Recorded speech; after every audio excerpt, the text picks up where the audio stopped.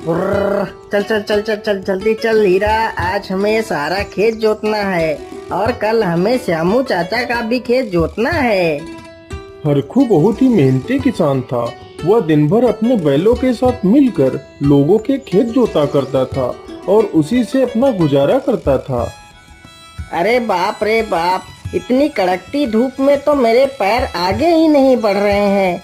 चलो थोड़ा सा पानी पी लेता हूँ, फिर आराम से खेत की जुताई करूँगा।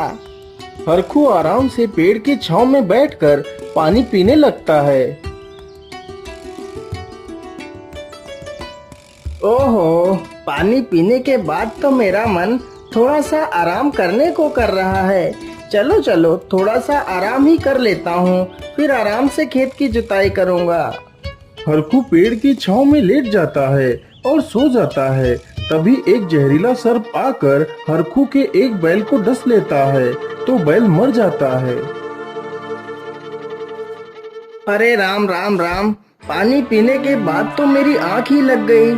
चलो चलो, अभी तो सारा खेत जोतना है।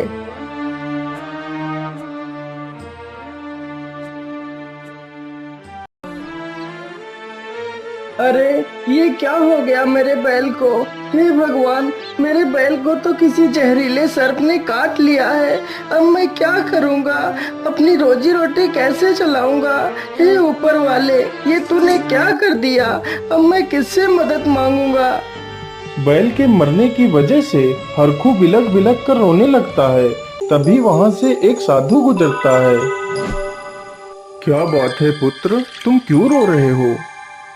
बाबा, मैं तुम्हें क्या बताऊं, मेरा नाम हरखू है। मेरे पास दो बैल हैं। उन दोनों बैलों के अलावा मेरा इस दुनिया में कोई नहीं है। इन बैलों के सहारे मैं मजदूरी करके अपना पेट पालता हूँ, लेकिन आज मेरे बैल को किसी जहरीले सर्प ने काट लिया है, जिससे मेरा एक बैल मर गया है।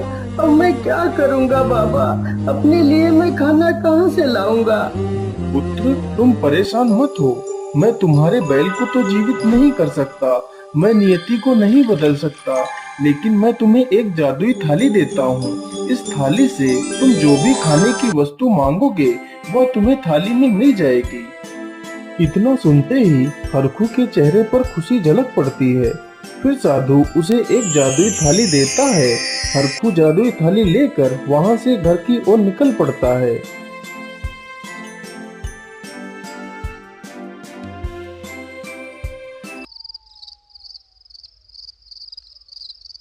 अब तो मुझे बहुत जोर की भूख लग रही है। चलो जल्दी से मैं उस थाली से कुछ खाने को मांगता हूँ। ये जादुई थाली, मुझे बहुत जोर की भूख लगी है। मुझे एक प्लेट दाल चावल दे दो। हरखू के इतना बोलते ही थाली दाल चावल से भर जाती है। अरे वाह वाह, सच में यह थाली तो दाल चावल से भर गई है। अरे वाह, साधु बाबा तो सत्य कह रहे थे। अब मेरा सारा जीवन इस थाली के सहारे कट जाएगा। आपका बहुत बहुत धन्यवाद साधु बाबा।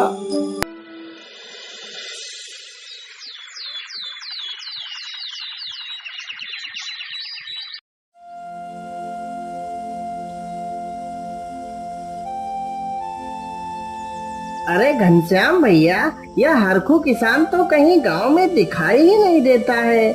मुझे भी अपना खेत जुतवाना था, लेकिन हरखू का तो कोई अता पता ही नहीं है। अरे रामलाल भाई, आप यह कैसी बातें कर रहे हैं? हरखू ने तो जुताई का काम बंद कर दिया है। जब से उसका एक बैल मर गया है, तब से वह अपने घर से बाहर ही नहीं निकलता। अरे घनश्याम भैया, ये आप क्या कह रहे हैं? यह सब कैसे हो गया? फिर घनश्याम रामलाल को सारी कहानी सुनाता है। रामलाल हरखू का बहुत अच्छा मित्र था, इसलिए वह हरखू से मिलने के लिए चल पड़ता है।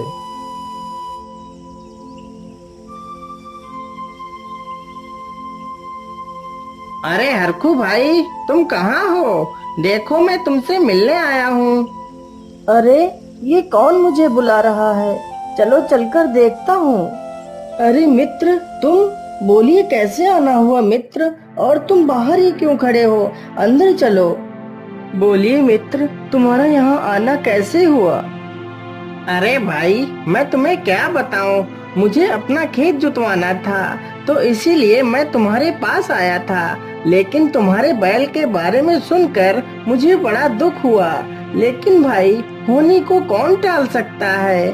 अच्छा ठीक है, अब मैं चलता हूँ। मैं किसी और से खेत की जुताई के लिए उसे ढूंढता हूँ। अरे रामलाल भाई, आप तो इतने दिनों के बाद मेरे घर आए हैं, तो कुछ खा पी लीजिए, फिर चले जाइएगा। अरे, जिसे खुद का खाने का ठिकाना ना हो, वह मुझे क्या खिला सकता है। क्या हुआ मित्र, तुम चुपचाप क्यों बैठ गए? तुम क्या सोच रहे हो? बताओ, तुम्हें क्या खाना है? मित्र, वैसे तो मेरा मन दही और जलेबी खाने को कर रहा है, लेकिन दही जलेबी मेरी किस्मत में कहाँ। रामलाल भाई, आप चिंता मत करिए, मैं तुम्हारे लिए दही जलेबी लेकर आता हूँ। इतना कहकर हरखू तुरंत ही अपनी जादुई थाली के पास जाता है। हे जादुई थाली, मुझे दही जलेबी दे दो।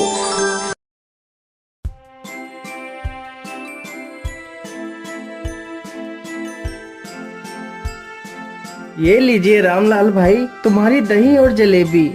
अरे, ये मैं क्या देख रहा हूँ? जिसके पास खुद को खाने के लिए एक पैसा नहीं है, वह मुझे दही जलेबी कैसे खिला सकता है? यह बात मुझे कुछ हजम नहीं हो रही है। रामलाल चुपचाप दही जलेबी खाता है और उठकर वहां से चला जाता है।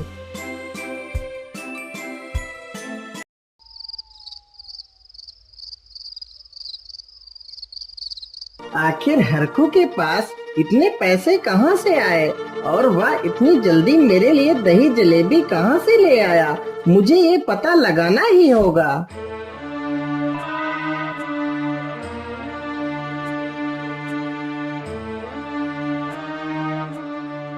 अगले ही दिन से रामलाल चुपके से हरखू के घर के बाहर से उस पर नजर रखता है।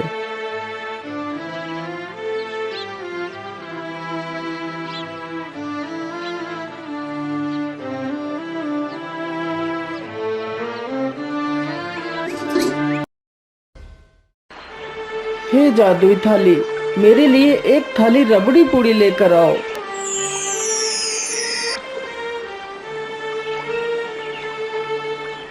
अरे बाप रे बाप, तो यह बात है, इसके पास तो जादुई थाली है। क्या करूं, क्या करूं? मैं इस थाली को कैसे लूं? कोई उपाय सोचना होगा। चलो मैं ऐसा करता हूँ, आज रात में ही मैं इस थाली को चुरा ले जाता हूँ।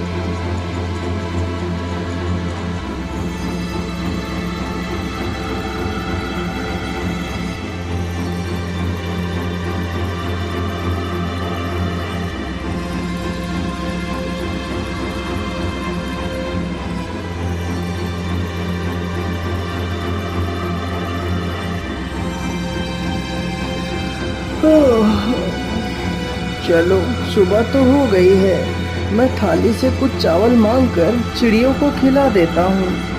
अरे, मेरी थाली कहाँ गई? मेरी थाली तो यहीं पर रखी हुई थी, तो फिर थाली कहाँ जा सकती है? हे भगवान, मेरी थाली को कौन चुरा कर ले गया? हरखू दुखी मन होकर फिर से उसी पेड़ के पास जाकर रोने लगता है। तभी वहाँ पर वह साधु गुजरता है। अरे बेटा, अब तुम्हें क्या हुआ? अब तुम क्यों रो रहे हो? बाबा, मैं तुम्हें क्या बताऊं? आपने मुझे जो थाली दी थी, वह थाली कोई चुरा कर ले गया है। अब मैं क्या करूं बाबा, आप ही बताइए। बेटा, तुम परेशान मत हो, मैं अभी ध्यान लगाकर देखता हूँ तुम्हारी थाली किसने चुराई है। फिर साधु ध्यान लगाकर देखता है। बेटा, तुम्हारी थाली तुम्हारे मित्र रामलाल ने चुराई है। लेकिन बाबा, मेरा मित्र उस थाली को नहीं चुरा सकता, वो मेरा भरोसेमंद मित्र है। बेटा, यदि तुम्हें मेरी बात पर यकीन नहीं है, तो मैं तुम्हें एक जादुई डंडा देता हूँ, उससे तुम्हें पता चल जाएगा कि चोर कौन है। फिर साधु उसे एक जादुई डंडा देता है। बेटा, तुम अपने घर के पास पहुंचकर इस डंडे से कहना, हे जादुई डंडे, जिसने भी मेरी थाली चुराई हो, उसे मारते मारते मेरे पास लेकर आओ, तो यह डंडा उस चोर को तुम्हारे सामने ले आएगा। चलो चलो, अब मैं इस डंडे से उस चोर को बुलाता हूँ। हे जादुई डंडे, जिसने भी मेरी थाली चुराई हो, तुम उसे मारते मारते मेरे पास लेकर आओ।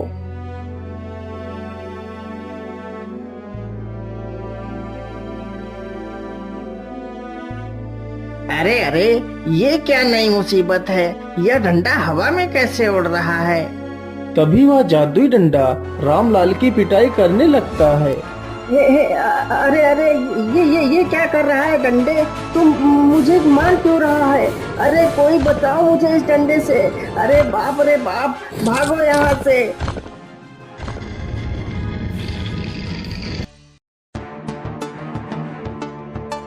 अरे हरकू, मेरे मित्र, मुझे इस डंडे से बचा लो, नहीं तो यह डंडा मुझे मार डालेगा। नहीं नहीं, मैं तुझे नहीं बचाऊंगा। तू मेरा मित्र होकर भी मेरी थाली चुरा ले गया। अब तुझे यह डंडा नहीं छोड़ेगा जब तक तू मुझे मेरी थाली वापस नहीं करेगा। हाँ हाँ भाई, मैं तो तुम्हारी थाली वापस कर दूंगा। कृपया कर मुझे इस डंडे से बचा लीजिए। अच्छा अच्छा, तुम रुक जाओ जादुई डंडे, तुम शांत हो जाओ। रामलाल तुरंत अपने घर जाता है और थाली लेकर आ जाता है।